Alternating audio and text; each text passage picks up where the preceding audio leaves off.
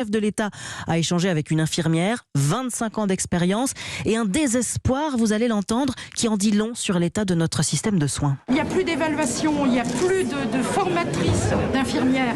C'est pas normal, c'est pas normal. Mais un service comme le vôtre, on mettrait des jeunes infirmières et infirmiers, vous pourriez les encadrer ? On n'a plus le temps, nous, de former. On n'a même pas le temps de s'occuper des patients. Même pas le temps de s'occuper des patients. Voilà la réalité de l'hôpital aujourd'hui. Le président de la République a lancé hier une mission flash d'1 mois sur l'accès aux soins urgents et non programmés pour dresser un état des lieux de l'hôpital. Pour mieux comprendre ce qui se passe, je me tourne vers vous, Marion Gauthier. Environ 15 000 postes vacants selon la Fédération hospitalière. Vous avez échangé, Marion, avec certains de ces infirmiers qui fuient l'hôpital public. Pourquoi partent-ils ? Les conditions de travail, toujours. Pour Julie, par exemple, c'est une suite interminable de repas non servis parce qu'ils n'avaient pas le temps, de patients restés sur des brancards parce qu'ils n'avaient pas de lit. 12 ans à l'hôpital d'Orléans, la trentenaire vient de poser sa démission. Pour ma propre santé mentale et physique, il fallait que je parte de l'hôpital. Piqué à la chaîne, moi j'en peux plus. J'en ai marre de rentrer tous les soirs chez moi en pleurant.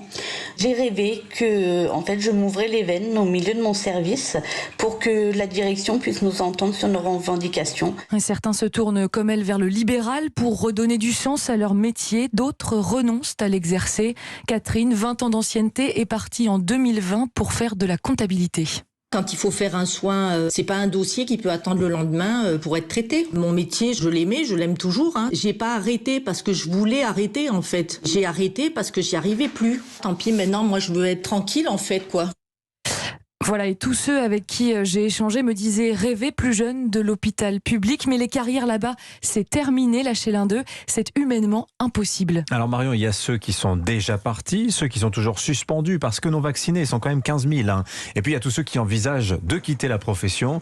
Vous avez eu accès à une étude récemment actualisée de l'Ordre national des infirmiers. Et on peut le dire, les chiffres sont catastrophiques. Oui, l'Ordre parle d'hémorragie et elle risque de se poursuivre. L'étude a été menée auprès de 60 000 infirmiers. Près de 30% d'entre eux s'interrogent sur un départ cette année.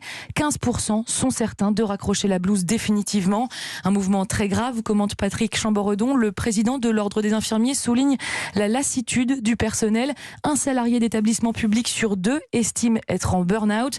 Inquiétude aussi pour la relève. D'après lui, environ 30% des élèves infirmiers abandonnent en cours de formation. Merci Marion Gauthier. Je dois juste redire, vous avez dit 15%. Il y a 700 000 infirmiers et infirmières en France. Ça fait donc près de 100 000 qui envisagent de quitter la profession. Le chiffre est gigantesque.